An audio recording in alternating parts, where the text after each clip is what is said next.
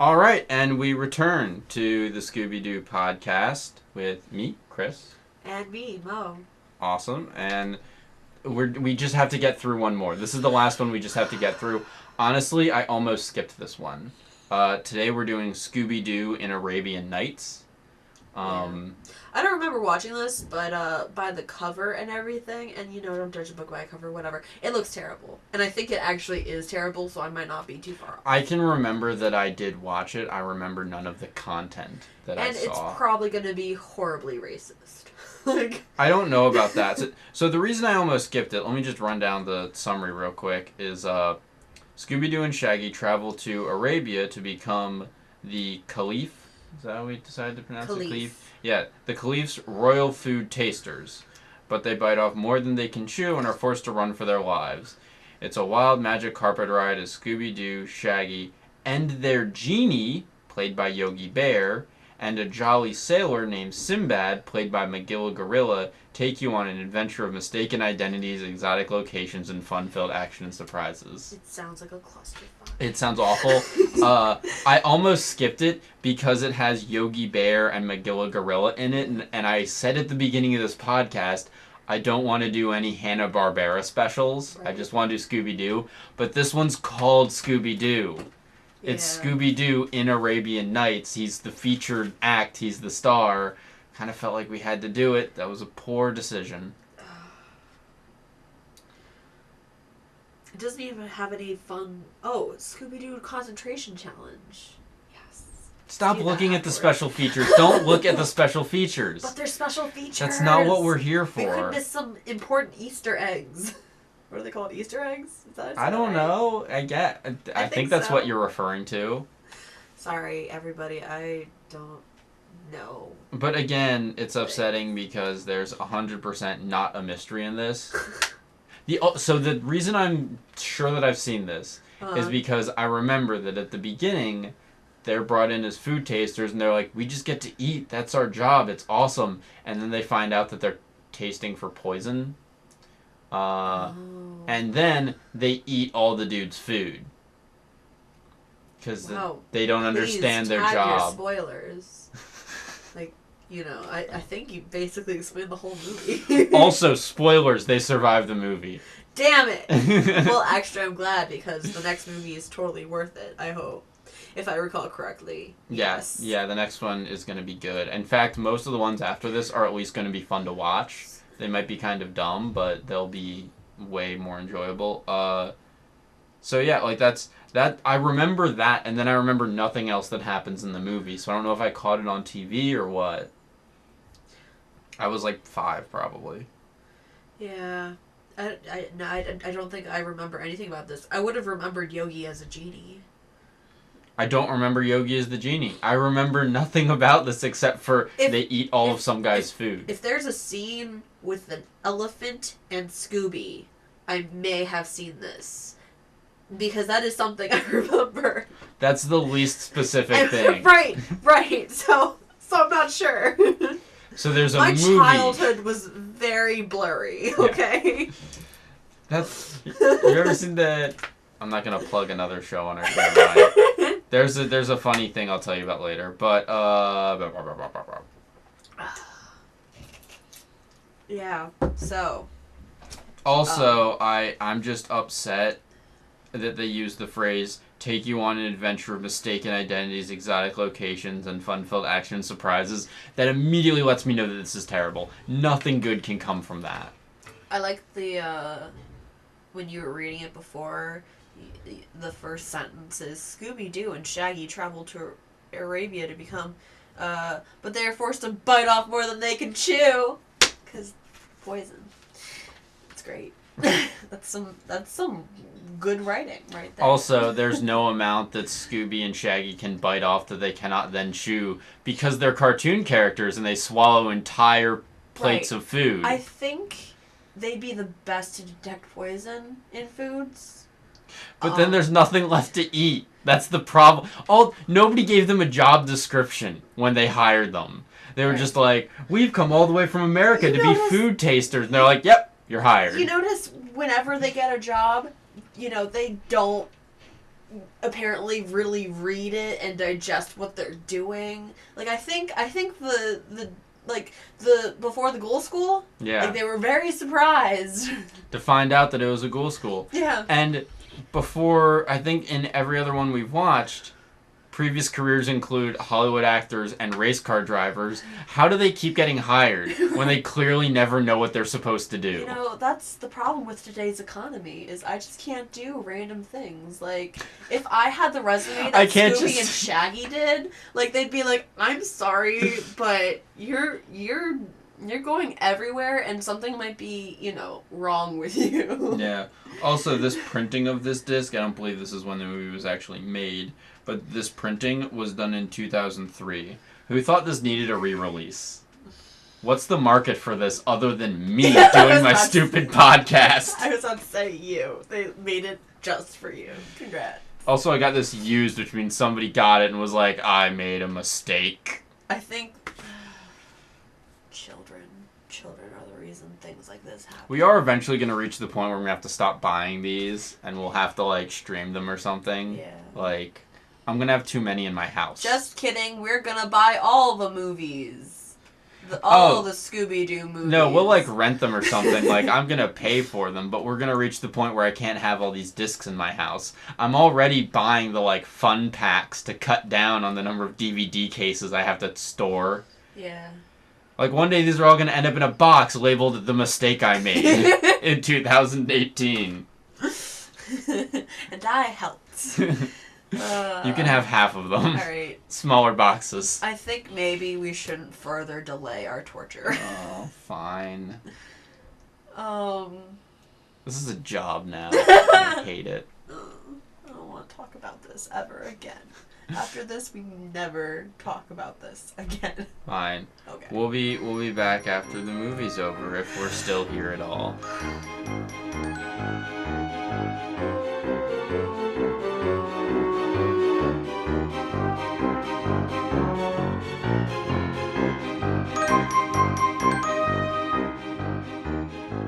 And we're back.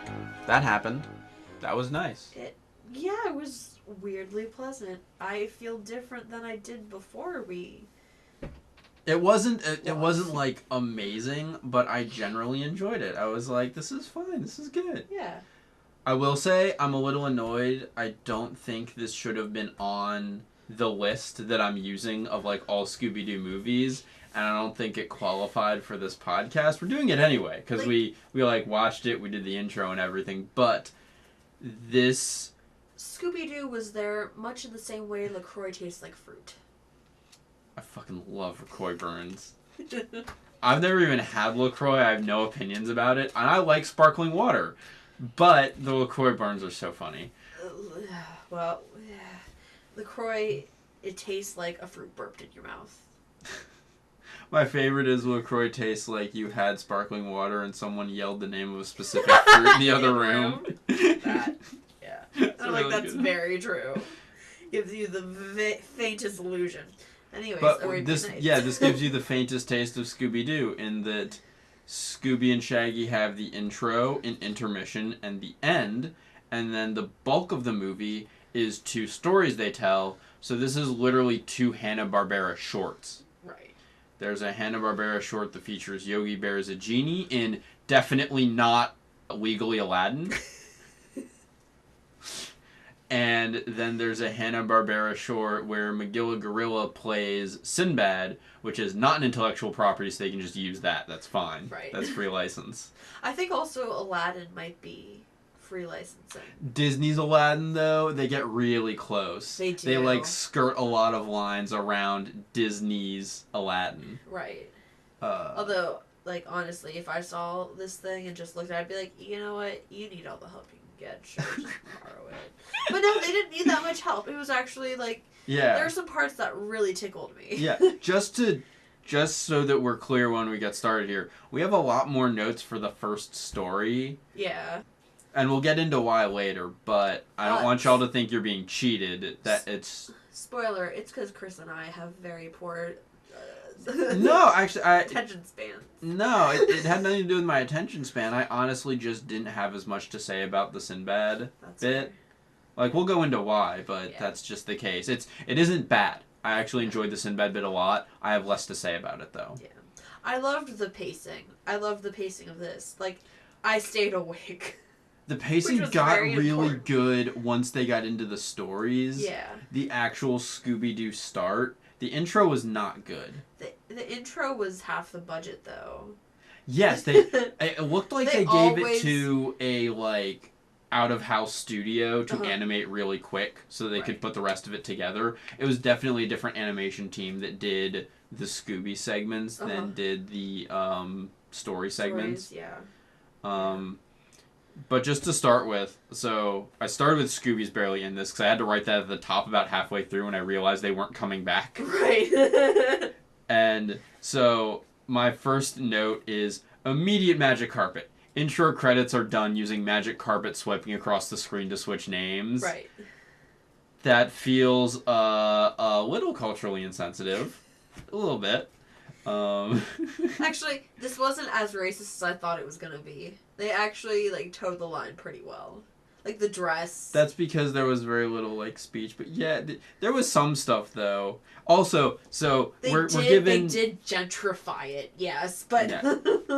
So, big thing. The magic carpet swiping across the titles is revealed to be Scooby and Shaggy taking a magic carpet, which is also a taxi. Yes. That felt not great. But... Yeah, I didn't think about that. Yeah. Oh. But, so, their cab taxi rider drops them off at the palace. It suddenly hits me that this is apparently totally normal for a man to be flying a carpet, transporting people around the city, and charging them, you know... The abacus rate. Yeah, like, it was like $14. Right. So this introduces the idea that Arabia has magic, and I want to know how this influences world politics. Because they apparently have a resource that no one else is privy to. Right. That's scary. And the taxi man was sassy as anything. He just... Like... And when you drive for a living, you get some sass going. Like, people fucking mess up your shit, and you gotta go as fast as possible to make money.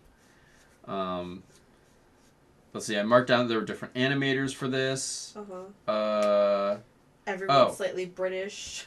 Yeah, that was funny.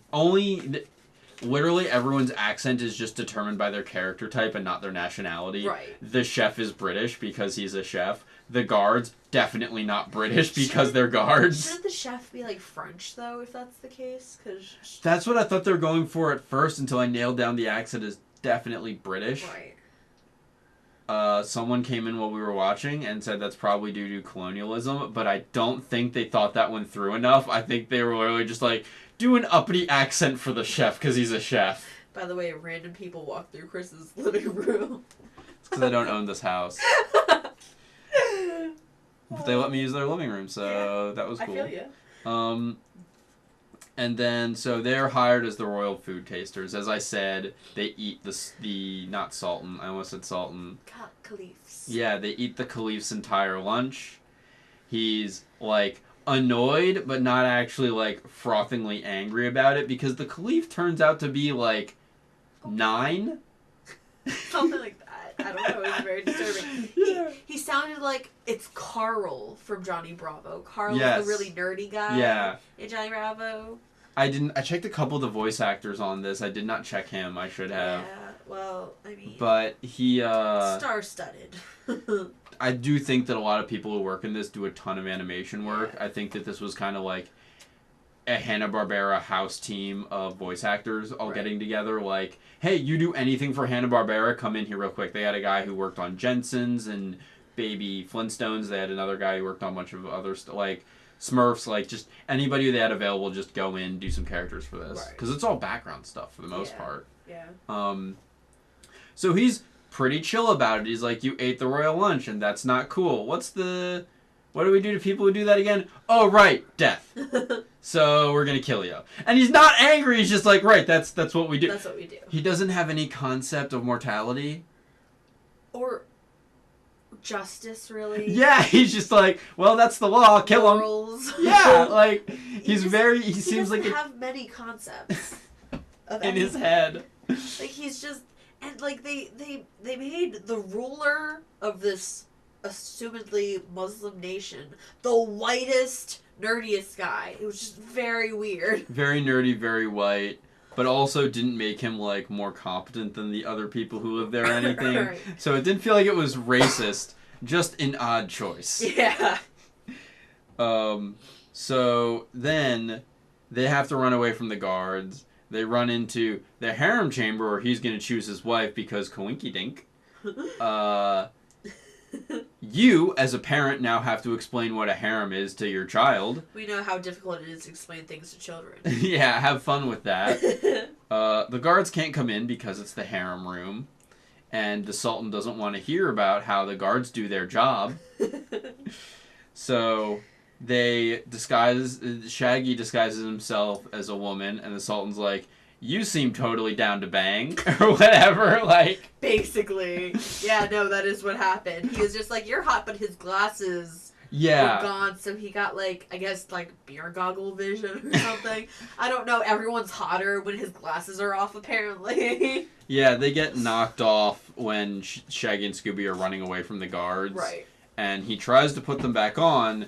There's, like, a fly, broken glass, seeing tons of faces. Yeah, that's the word. There's like a kaleidoscope effect for the second, and then he's like, well, these don't work, fuck that shit. Doesn't get new glasses.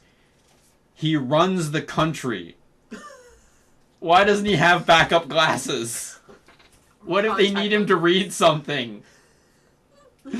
We have important political documents for you. Sorry, can't see shit. Read it to me. I don't know what that means, but sure. Sign away. Also, I need to find a woman to bang, and I'm like 9. Yeah. So weird. And so Shaggy tricks him to hold off on marriage by telling him stories. Yes, a la Arabian Nights, the name of the movie. Right. So the first story, as we mentioned, is basically Aladdin. But not. Yeah. It's a prince with the Sultan. Still no mom in the picture. What is it with no moms? I have actually heard it explained by a story person, like when they were writing the story. Basically, they were just shit at figuring out what to do with moms. Yes, it is generally accepted that a lot of very simple stories feature orphans or bad parents, because when you have good parents, children don't get into the situations that they do for the story. Right. But yeah. That's totally irrelevant here, though. There could have been a mom in this one because all the action is focused on not the prince. Right. The princess, Aladdin, also Princess Anime, is what I'm calling her. Anime. Because she has, like, I don't even know how to describe it, almost a triangular head and very large eyes. She totally has an anime look going. Tiny mouth. Huge eyes. Yeah. European features. European features on her and the prince. Yeah. The villain, who is light-skinned to the point where he's not just white, he's like Scandinavian. Right. Has very Arabic features with the large, sharp nose and the big, like, sharp chin. Right. I don't know what that says. I'm not making any commentary here. I'm just saying it was really interesting because I couldn't not notice it. Actually, you are making commentary. This is what this whole podcast thing is. That's right. I'm not trying to make derisive commentary. I'm not trying to be, political here. I couldn't ignore it. It was so obvious. Right.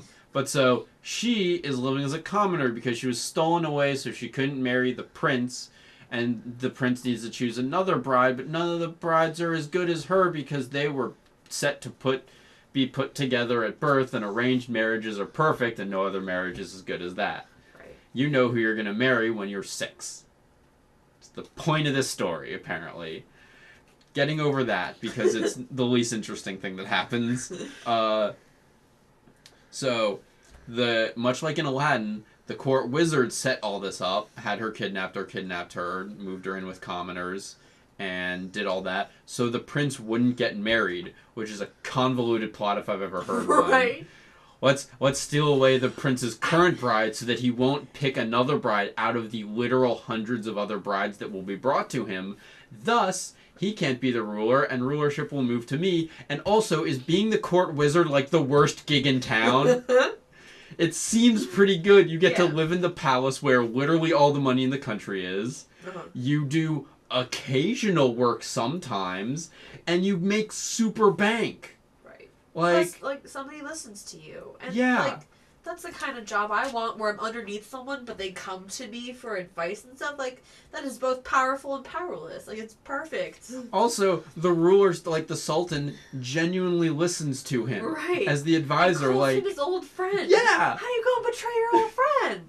Like, son. you get to your job is basically to know how to do a thing that you already happen to know, and also to be chill with a guy. Like, literally, like, that's like if my best friend was in charge of something and he was like, hey, I'll pay you if you hang around and talk stupid shit about pop culture references and also give me advice sometimes.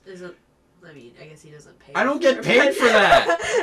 It's like literally the dude's just getting paid for the thing he does anyway. Right. Unless being a wizard does not work the way I think. Did he go to wizard school? Maybe it's like, I don't know. those student loans. And they're forgiven if you become the most powerful man in the universe. He literally just he did all of this to get out of his wizard school loans. Yeah. Shit, that's good. That's way better than anything they give us here. Yeah, I wrote down aggressively almost Aladdin. So the thing is that in order to make sure his plot works, the wizard decides to complicate things by acquiring a lamp with a genie in it. Because it's like, oh, if I get the genie lamp, my plan cannot fail. Also, he gets advice from a spirit and an amulet, but that's not important. That's Right. literally just how he finds out about the lamp. Spirit doesn't enter the picture otherwise. So he finds out there's a lamp in a hidden thing. Then this is not Disney's Aladdin, by the way. It is not in a lion's mouth, but like, it's in it's like a pothole with stairs. Yeah, it's literally just a hole in the ground with stairs going down. It's so fucking good. And it's revealed once every 3 years due to cartoon contrivance. It's tonight. And so he finds out the only one who's pure of heart in the entire city is Anime Princess. Yeah. So he goes to Anime Princess, who doesn't know that he's behind his kidnapping, just knows he's the royal advisor, and is like, the Sultan is gravely ill. He has much health problems. We need you to get the lamp in order to save him. Way better plan than Jafar's, by the way. Yeah. Where Jafar, pretends to be an old guy and man. comes up with a different story. No, you just say, hey, I'm the court. Oh, but there is a difference here. Not everyone in Aladdin likes the Sultan. The Sultan is not shown to be, an amazing ruler. Right. Aladdin wouldn't have cared. Anime Princess cares. Anime Princess is like, he oh... convinces Aladdin to go down there by saying, hey, there's hella money down there. Yes. That's his motivation. He doesn't care one How way or does the he... other about the and Aladdin Sultan. isn't pure of heart or anything, right? Yeah. Yeah, so in this, she specifically is sent down there because she is pure of heart. In Aladdin, I'm pretty sure what it was just, a useless body. You need someone to go down there and it can't be you. I don't remember the beginning of Aladdin. I've seen Aladdin 4 times, but the very beginning is hard to remember. I wish Dale was here, because she she would probably know. But so she goes down there, but she messes up, not maliciously, but you're not allowed to take anything except the lamp. Uh-huh. And she sees a pretty flower, and everything in the chamber is actually valuable. So the flower is made of gold. Right. She doesn't realize that. She's just like, wow, that's hella pretty. I'm gonna take that because it's pretty and I want it. She plucks It's fine. She's like, oh, this is nice. And then the cave was like, fuck you, my flower. And the opening closes. Unlike Aladdin, because the lion's mouth closed, and in this, it's tiger. The tiger's mouth closed, and in this, it's just the pothole. Yeah, the pothole's not a pothole anymore. Bye-bye. You stuck down there. And then she finds the lamp on top of this water fountain. And I loved how you were... She climbs a water fountain to get toward the lamp, but she just climbs it and there's no indication the water's doing anything. And so I just thought about what if the water actually mattered? What if she's just climbing up the statue and going I feel like that's so accurate. gets the lamp. Doesn't know it has a genie in it or anything. Just knows it helps the Sultan. Yeah. So she like has it and is trapped underground. Then she rubs it because it says "rub me" on it in big ass fucking letters, and she didn't notice earlier apparently. And by the way, maybe this is me as our current time, but if anything says "rub me" on it, I'm not doing it. I'll scratch. I might. I'll feel. I will never rub something. It depends on the object. If it's like a book and it says like "rub me" on the cover of the spine, I'm like, oh, it's fine. It's a book. Cover. Yeah. A lamp, which is vaguely cylindrical. Nope, not happening. Anything that's even like a little bit. Yeah. And again, rub is a weird word to use for something you should do with an object. Yeah. But she rubs the lamp. Yeah. She sure does. And guess who comes out? Yogi and King. Yeah, she rubs the lamp and out pops Yogi, who's apparently the fastest sperm.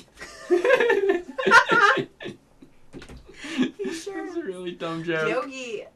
So I wrote a note about Yogi, which was when he pops out and he sees the princess, he immediately starts hitting on them.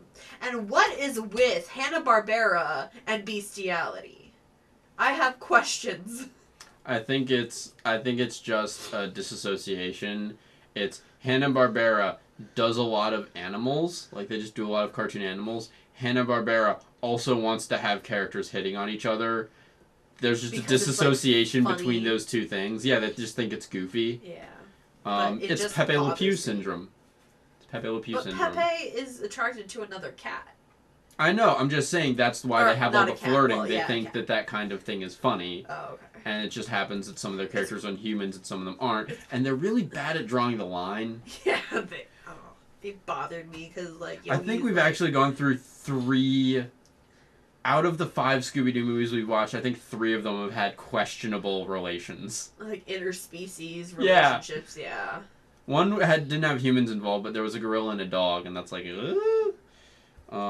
Anyway, so out pops Yogi Bear and then Boo Boo, because obviously you can't have Yogi Bear without Boo Boo, because who would get shit done? That's so true. Boo Boo kept things straight, even though he was high as hell. He was high as a kite.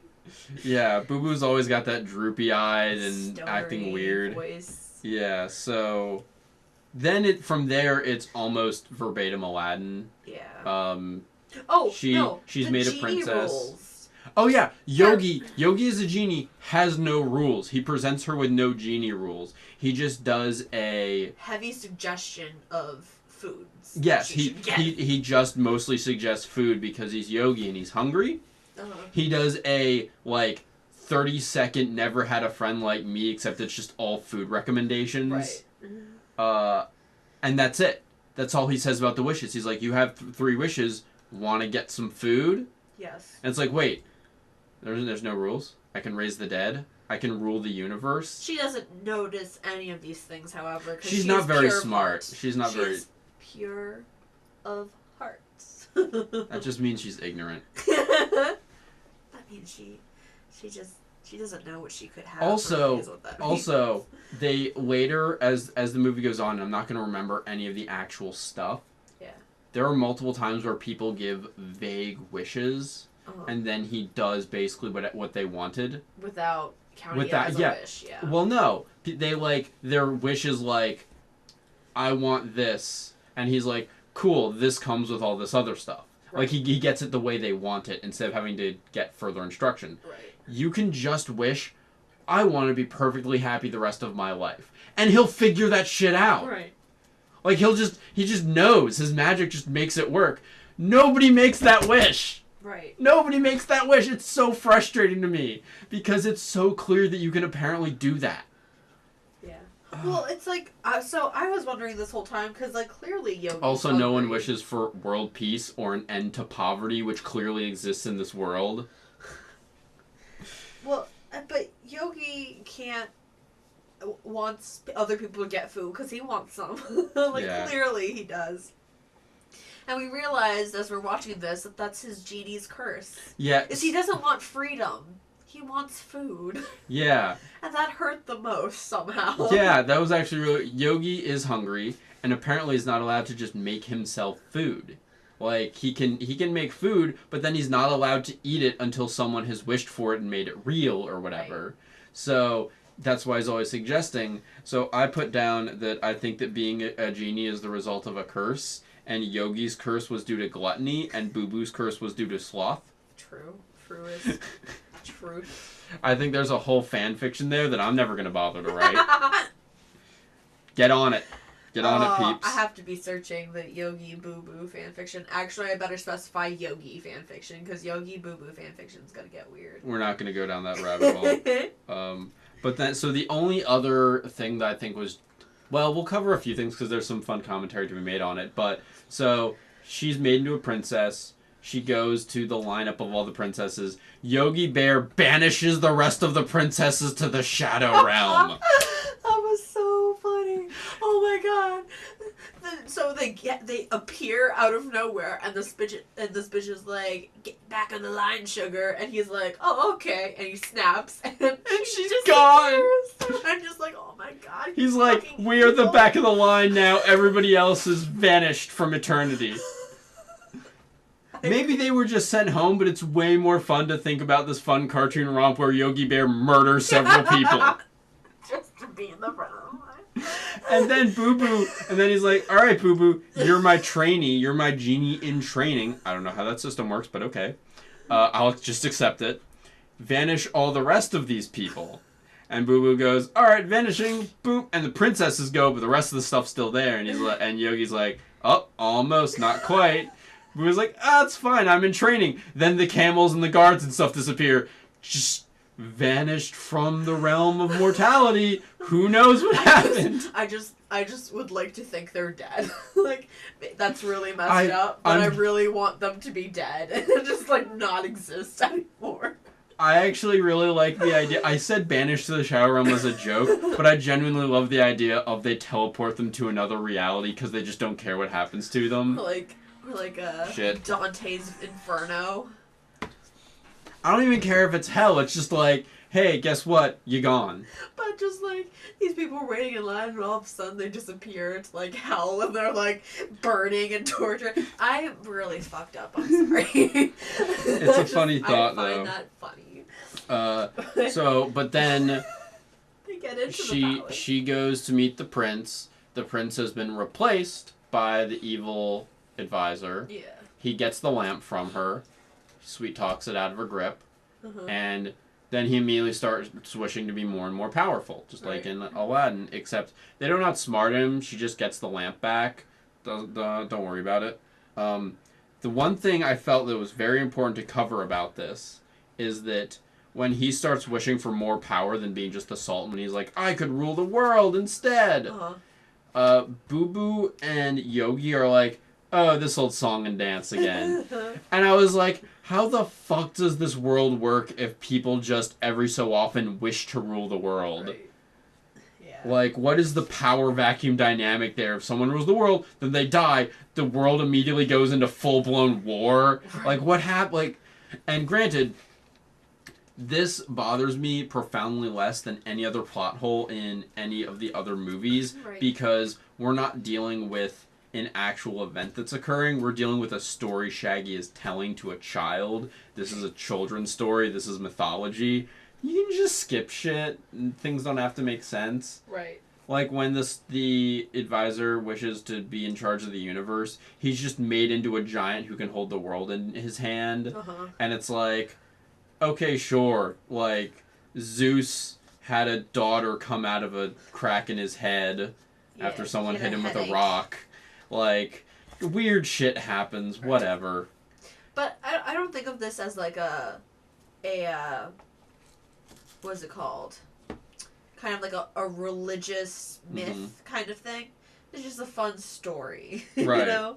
It had, once he turned into a giant could hold the world, it felt very mythological, where she then like climbs out onto his body and unties the lamp and that sort of thing, and it's like, that's the kind of stuff that happens in myths where proportions don't matter and that sort of thing. And helmets or anything. I got so that upset. was, oh man. We're watching this. Oh, yeah, you tell it. It's so funny. We're watching this and I'm like, she's just gonna go out there in space with no helmet? Like, that legit was my problem. Not the fact that she was in space. Stay out of space, children. You shoot your eye out. Yeah, make sure you wear a sweater. And your helmet. It was so good. So, she gets the lamp back. They wish everything back to normal. Then, at the end, it's revealed that she's the stolen princess. They get married immediately. Arranged marriages are perfect. Yep. Boo Boo becomes a full-fledged genie. Grants Yogi's wish to get a picnic basket, which means genies can wish on other genies. What kind of fucked up world is this? And this genie system needed work. Yeah. And the lamp stays with the royal family, who presumably now can just pass that artifact down to their ancestors and rule in totality. Well, I wonder if forever. It's like in Aladdin, not that it's any relation to Aladdin. No, it's nothing like Aladdin. Legally distinct property. I wonder if it's kind of like, you know, Yogi's free and he wants to be with them. Although they never wished him free. No, they never wished him free. It's not clear that he's like, he seems happy. He's not like imprisoned. He might be attached to the lamp, but maybe that's just a fact of being a genie, and he's totally cool with that. Right. You know, a lot of questions go unanswered, and we're nitpicking because it's weird. But it's just fun. Like, the story's fine. It's actually kind of, other than the fact that it's basically a shortened version of Aladdin, which makes it a little bit harder to keep your mind on it because you know all the story beats. It is still fun. You're like, this is cool. And like I said, the pacing is like oh my god. Because it's 2 short stories with interlude, everything actually happens. Right. But so, again, then there's an interlude where we go back to Shaggy and the Sultan. Some more jokes happen. He makes some more excuses to tell another story because they can't escape. Right. They're trying on a wedding dress or some shit. Yeah. And the Sultan, by the way, gets more and more childish as it goes on because he gets told that first story. He's not the Sultan. Oh, the Caliph. The Caliph. My bad. I don't understand. Why is he not the Sultan? I don't know. I don't understand. Is a Sultan a real position or is that like fictional? I don't think it's a real position anymore. Or that's what I'm saying. Has it ever been a real position? I don't know. Go ahead and look that up. I'll keep going. Because from there, Shaggy's like, okay, well, we need another story. What about something a little less romantic? Maybe I can turn this guy off and get away. And so he goes with Sinbad the Sailor, in this case played by Magilla Gorilla. There is way less to say about the Sinbad the Sailor thing because it's just a series of gags. Like, the one was Aladdin, and Aladdin's a story. The second story is a Magilla Gorilla cartoon, which is just physical gags based on the fact that Magilla Gorilla is the Hulk level strong and indestructible, and things like nothing bothers him. He's totally chill all the time. So the only story is this guy wants to go get the treasures of the Tale of Sinbad, plus one that they just added on to be silly. So he's looking to go to the Stream of Precious Jewels, he's looking to get the rock egg, and then he wants to get a golden toothbrush. His crew leaves, he puts up a help wanted sign, and Magilla Gorilla bumbles into the situation like the goofy motherfucker he is. I hate Magilla Gorilla. She's my least favorite Hanna-Barbera character. This is a Hanna-Barbera movie, how dare you? I mentioned that right at the top. I was like, this is barely a Scooby Doo movie, it doesn't count. But yeah, so he tricks Magilla Gorilla into thinking that it's a vacation cruise, and then it's like, we're going on a scavenger hunt, this, that, whatever. And so it's just the captain being small and angry and bad at things, and Magilla Gorilla being big and strong and good at things, but also not knowing that they need to do it, like not caring about it, just being like, oh, this will be fun. Notably, the only thing I really want to note in this, because it's super fun, is the captain is voiced by, I forgot his name, but the guy who does the voice of the red guy and Cow and Chicken. Yeah, he's the voice. He does the main voices for Cow and Chicken. He also does. You said he was in Smurfs. Yeah, he was one of the side characters in Smurfs. I think Smurfling, Nate Smurfling, something like that. That doesn't sound familiar. He, if you ever watch cartoons in the '90s, you'd recognize his voice. Yeah, he's got a very distinct. He's always here we go. He's always like the hot-headed character. Yeah, Frank Welker. Frank, I thought his name was John. Something. Oh no, sorry, that's the wrong guy. Sorry. Frank, I think was the nerdy guy, right? I went one too far. Oh. Oops. No, Frank did literally all sound effects for this movie. Oh. He was a bunch of animals. Presumably that's like the most of what he does. Okay, so let's see. I went one too far down. Here we go. Charlie Adler. Charlie Adler, who did some various characters and then did the Pirate Captain. He's mostly known for Nat Smurfling. And then he's most well known for doing all the cow and chicken characters that matter, as well as T-Bone from SWAT Cats. SWAT Cats. Which most people don't remember, but I'm putting it as a memorable character because SWAT Cats was awesome. I think it's not that people don't remember it, it's that they didn't think it would ever be brought up again. Yeah, no one thinks they're going to talk about SWAT Cats and then I talk about SWAT Cats. I never thought people would talk about Weekenders. It's amazing. It's so good, but I thought that was just a thing that just happened in my childhood, and then it was irrelevant. And then I saw a post about it, I'm just like, oh, the Weekenders are so good. I still remember them. I just didn't think it was worth talking about. But yeah, so again, it's just Magilla Gorilla. So it's like they're going to get the rock egg. The captain gets hit by the anchor, and then he can't climb the cliff, and then he manages to get up the cliff, and then he can't move the egg, and. It's just a bunch of gags like that over and over again. And then the next quest is gems. A jewel. Yeah, jewels. Something, and it turns out to be a roller coaster called the Jewel of something. Yeah, except all the animatronics try to kill you if you try to steal the jewels. So all the animatronics try to kill him, and he keeps trying to steal the jewels. He doesn't get the point. They go through one room, he tries to steal some stuff, the animated shark tries to eat him, and he's like... He doesn't just go, all right, fuck, that was bad. Right. Let's avoid that. No, as soon as there's another room, he's like, all right, let's try this one now. Right. Robo-Octopus gets him. And he's like, all right, we're in the last room, let's do this. And then the Robot Dragon gets him, and it's like, fuck, dude, just learn. Use your big brain. Use your big brain in your tiny little body. Come on, brain. Come on, brain, do the thing. Be real smart. And so then the last one's the golden toothbrush, which was actually really funny. Yeah, that was hilarious. The rock egg was actually funny. A lot of the stuff with them sailing around was funny. Except when they kidnap a mother's child. Yeah, that was hilarious. Yeah, that happened.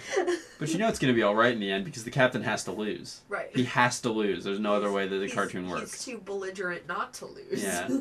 So, the golden toothbrush is hilarious because they, search and they find the lost area where it's at, and they have to get the golden toothbrush from the Cyclops. Cyclops turns out to be a really classy, chill dude, and when Magilla Gorilla's like, I want to see the golden toothbrush, he's like, oh, this again. Alright, fine, second door down. You have 10 seconds and then I have things to do. Which, to be fair, if people were pursuing my toothbrush because it is golden, that's a weird thing to look at and to really aggressively want to see. It's like if you owned something. Oh, it's like if you owned the crown jewels, but for you it was just everyday headwear. Right. Tower of London's full of people coming to see it constantly, and you're like, man, I've got dinner at 7. I gotta go see Cats. Yeah, that was the best part. Where he was like, I have tickets to go see Cats. They really wanted to plug Cats into this. I don't know why. But then in the end, Magilla Gorilla walks off with most of the stuff and is like, these are souvenirs. That was really fun. It's cool that you let me win. Wink, wink. Because Magilla Gorilla won because he's the fucking shit, apparently. Just running, jumping, winning. Right. And so he wanders off. The captain's off with the rock egg. The rock egg hatches. Reunited with its mother. Giant gets his toothbrush back. Everything ends well, except that the stream of jewels never gets their property back. They need those. That's part of the ride. So, but then then they go to resolve the Shaggy Scooby situation. So we go back to the throne room, or whatever, the harem room. I don't know, wherever they're doing the thing. Harem. Yeah. They're And getting he's dressed like, in a harem for a wedding. it's revealed that Shaggy is who he is, and the Caliph is like, well, you do tell some great stories, so like I'm not gonna marry you or anything, but I'll tell you what, instead of putting you to death, you can be the storyteller. Right. Which And was very chill of him. yeah, it's super chill. He's like, well, you've proven that you're really good at something. It's not the job we hired you for, but hey, you can have that job. Right. Also, how Shaggy and Scooby escape Arabia is never brought up, but they have to be in the next movie. Also, the fact that Arabia is not a country. Now, fun facts from me.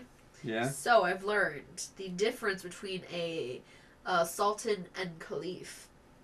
A caliphate is a form of government that follows Sharia law.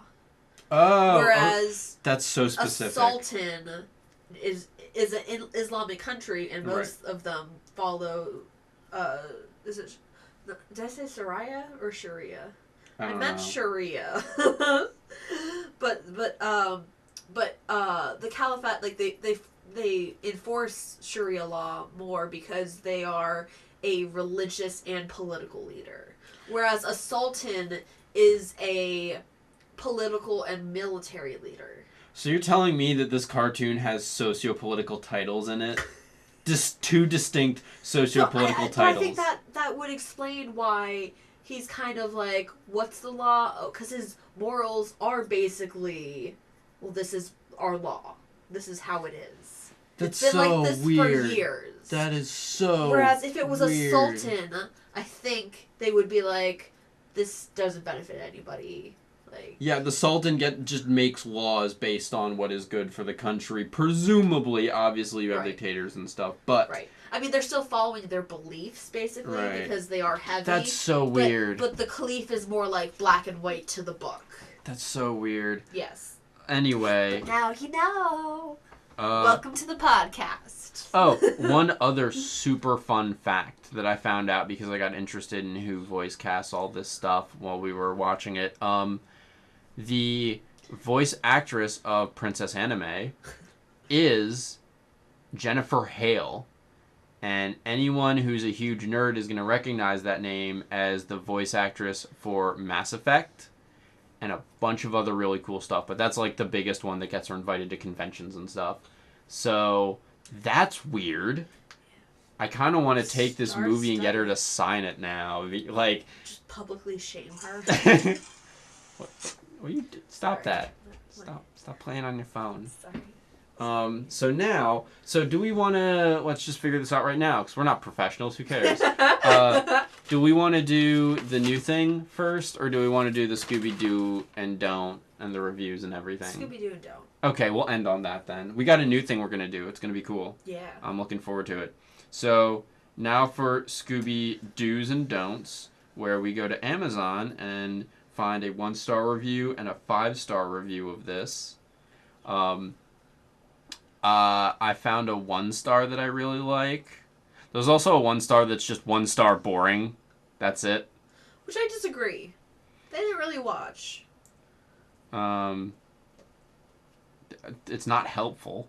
One person found it helpful. I don't know who that one person is, but they're garbage. Yeah, they're a dick. But the other one here is really fun. Extremely boring and disappointing. I thought the intro to this film was pretty funny, but the rest of it was extremely dull and boring. I watched the whole thing, and it was just absolutely nothing to look for. Just bland. I love the Scooby Doo franchise. No capitalization, no punctuation in that entire review. So really, read it all in one breath. I can't. It's literally like... It is actually, if I break it down to independent and dependent clauses, I think it's literally 3 sentences that are all just typed with no periods. Also, totally skewed priorities. The beginning of this film's kind of the worst part. Yeah. Like I said, I think they just don't have a sense of humor. And then there's a 5-star review that's very long, so I haven't cut it up to, like, get just the good parts. Right. But I'm going to skip some of this because it's got, like... It has a backstory, like one of those stupid cookbooks. Where, like... Or a food blogger who's, like... a foreword? Yeah. Like when a food blogger is like, "This is the first time I tried this dish." There's literally "This is the first time I rented this movie. I went to Blockbuster." But like, I don't care, dude. It's not important. Although I do miss Blockbuster, and I really wish it was still a thing. They do mention that as we thought, they should have titled this Hanna-Barbera's Arabian Nights, hosted by Scooby and Shaggy. Yeah. That's fair and correct. They were more like MCs than. Then there's a brief synopsis of the entire thing that ends with, "Will they escape?" Which they really wrote a lot. Yeah, they wrote an entire summation of the movie. We're gonna skip because we already know what happens. That's our job. But then the actual review is, let me see. Oh, never mind. Hang on. It's not the end, it's at the beginning. I just wanted to skip the story so bad I skipped the review, which is like 3 sentences.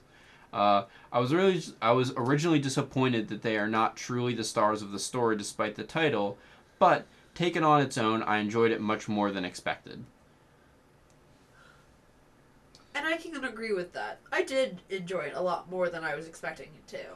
Yeah, it does throw you off when... I noticed you didn't even understand what was going on when they went into the first story and Right. Scooby and Shaggy were just cut out. Right. Yeah. Because even the back makes it sound like Scooby and Shaggy are going to meet Yogi Bear and Magilla Gorilla. Right, yeah. Like, oh, Scooby and Shaggy are going to be trekking across Arabia trying to avoid the Caliph while they, like, run into other Hanna-Barbera characters. Nope, they never meet the other Hanna-Barbera characters. There's also one 5-star that's insane long. Yo, okay, these Yahoo, No, Amazon. Amazon reviews need to chill out. Yeah. Some of these people. But yeah, there's a ton here that are like, my grandkids love it, my kids love it. Right. Kids are gonna like this movie, and you're not gonna hate sitting through it. Like, Yeah. it isn't as good as what we're about to get to. Right. But this one's good. But it was a relief. Yeah. And how not bad it was. Yeah, speaking of which, this one was pretty good. We're gonna start ranking all the Scooby Doo movies. Yes. Every single one is now going to go on a comprehensive list.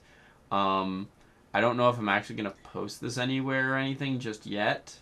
Right. But the point is that by the end of this, we'll have a comprehensive list ranking every single Scooby-Doo movie, which is a lot. But we're starting with just 5 and then moving up from there. So every time we have to figure out where to fit each movie. But other than that... And to simplify, because... for the most part, Chris and I agree on these rankings. Yeah. I think we'll just keep one rank, not like your ranking, my ranking. Yeah, we'll have one list, and so we'll sometimes have to argue. Yes, but that's what healthy friendships do.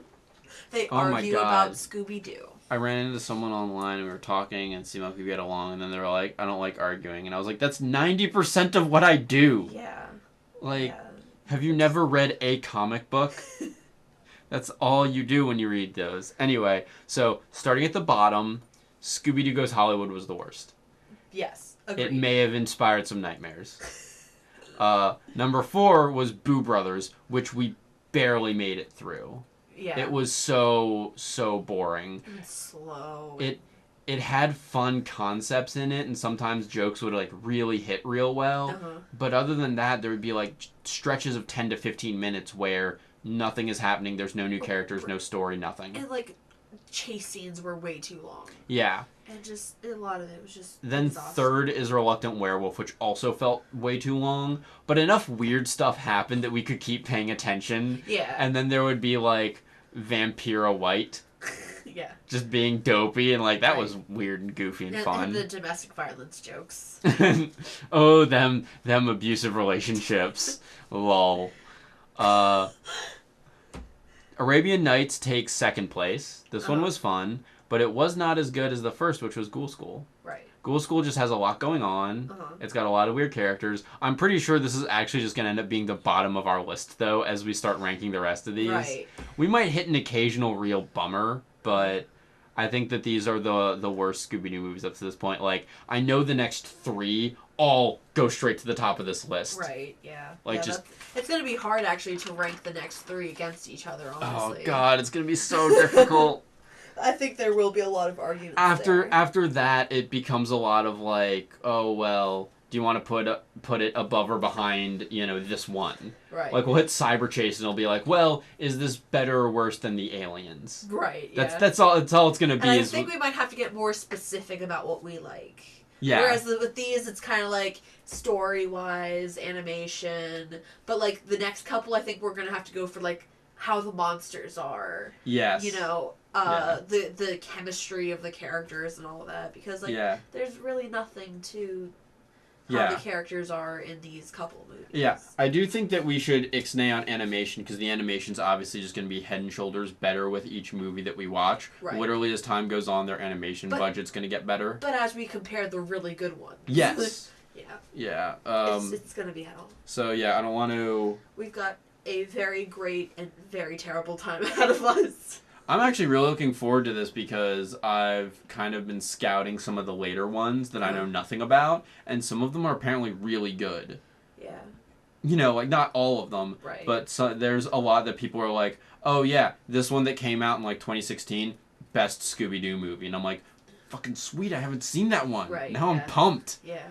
I'm also incredibly excited for Scooby Doo and WrestleMania. It's going to be so dumb. I'm 100% on board. Yeah. I'm excited for you. I'm really... I'll tell you later, though. I'm really mad that I missed that John Cena joke you said. Yeah, don't worry about it. I was really upset with myself. So, yeah, as this being a Scooby Doo or don't, I say do. Yeah. Get this one. Like, it's, $5 or whatever. And if you've got any little people who, little underdeveloped people who are easy to distract, they'll be totally into this. And... yeah, I think also this is the least psychologically fucked up thing your child's gonna watch. Yeah. Because I've seen some children's shows and they're not right. Like, they are not okay. Like, your kids need some good, wholesome television. Your kids need Scooby. Yeah. So, thanks for tuning in. Have a great day. Right. I need to plug things because I actually do things now. Alright, so these days around the internet you can find me by the handle Manadork182. I'm on Twitter if you're into the tweetsmans. I don't tweet a lot, so I won't clog up your feed. You'll get the occasional joke when something funny happens to me, or notifications when I'm streaming, because I stream. I stream mostly at the beginning of the week, Monday, Tuesday, Wednesday, and then I'll pop in for some fun surprises throughout the rest of the week. Again, it's Manadork182 on there as well. I don't have a lot going on the channel yet, but I'm constantly trying to improve it, and every viewer helps me do that. On this YouTube channel, we're hoping to slowly build up more and more content. I know that this is slow coming, only once a month, but if I can pick up some more people to help me make some other content, I'll be featuring that as well here. So keep an eye on this YouTube channel, follow, like the video. I know that sounds really stupid, but every single bit of attention that we get means that I am motivated and enabled to do more content, because... and support is nice. Yeah, support is nice, and the more people like, comment, share this video, the more people will be able to see it. It actually shows up higher on YouTube's algorithm. Yeah. So just by enjoying this and letting people know you enjoy it, that lets you share something that you like with the rest of the world. And I think that the world's a better place when we share the things we like and don't become assholes who are like, their original stuff was better. It got shitty when it was popular. Which is, like, the opposite with Scooby-Doo, honestly. Yeah, that's the thing. When people have more money to do cool things, they do cooler things. Right, yeah. You can't really find me anywhere. I kind of started making a Twitter, but more so I made the profile and then stopped at that. So, I'll get back to you on that. Maybe. Maybe not. I don't know. I've thought about just putting, like, greatest hits of my Facebook statuses onto Twitter. Hey, don't worry about it. Like, I do all this stuff because I'm trying to make entertaining stuff, and you have an actual job with real people money that you make. And I hate it. Alrighty. All right. So anyway, had a lot of fun, laughs, no cries, all good. Go out there and see the sunshine. Get back to work.